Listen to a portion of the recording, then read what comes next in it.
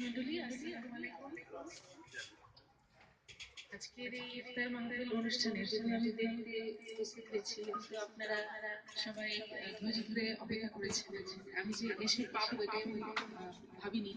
তো জাকির আমাকে বলছিল যে আপনাকে ছাড়া হবে না। তো যাই হোক, যে আপনারা যেটাই আয়োজন করেছেন এবং আমাদেরকে যে মানে মান্যবর রাষ্ট্রপতি মহোদয় আছেন, আরো আমাদের যে উপস্থিত সম্মানিত অতিথিবৃন্দ আছেন, সে সবাই মিলে একসাথে বসে ইফতারি করছেন এবং করেছেন, এটা মানে খুবই ভালো উদ্যোগ এবং খুবই ভালো লাগে আসলে। স্যার আমার আগে স্যারই সব বলে গেছেন, আমার আসলে নতুন করে বলার কিছু আর কিছু নেই। তবুও মানে এটাই বলতে চাচ্ছি যে মাঝে মাঝে এরকম অনুষ্ঠানগুলো ভালোই লাগে। আমরা তো অ্যাম্বাসিতে অনুষ্ঠান করি, আবার আপনারাও করেছেন, মানে এটা নতুন নতুন ধারা সংযোজন হচ্ছে। আমি তো অনেকদিনই আছি এখানে, প্রায় 3.5 বছর হয়ে গেছে।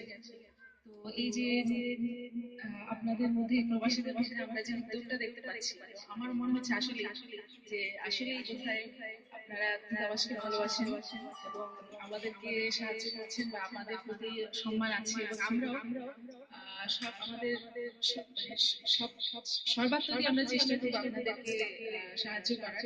অনেক সীমাবদ্ধতা থাকে দূতাবাসে, অনেক সীমাবদ্ধতা থাকে যার মধ্যে আমরা কাজ করি। মাঝে মাঝে আমাদের সবসময় আমরা সবকিছু নিয়ন্ত্রণ করতে পারি না বা কন্ট্রোলে থাকতে পারি না। হয়তো কোনো সময় রাগ প্রকাশ করতেও আসে কোনো কাজ করতে গেলে, অনেক সময় ধৈর্য থাকে না।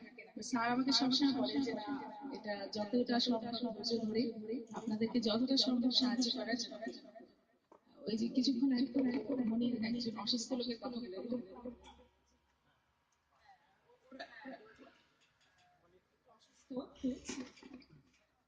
বিষয়টা আমরা দেখছি, তো যেটা উনি বললো যে সবাই মিলে যে সাহায্য করা, এটা সত্যি মানে এটা অভিনব, আমার কাছে খুবই ভালো লাগছে।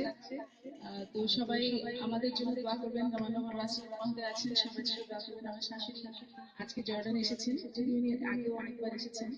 তো আপনারা সবাই ভালো থাকবেন, ধন্যবাদ।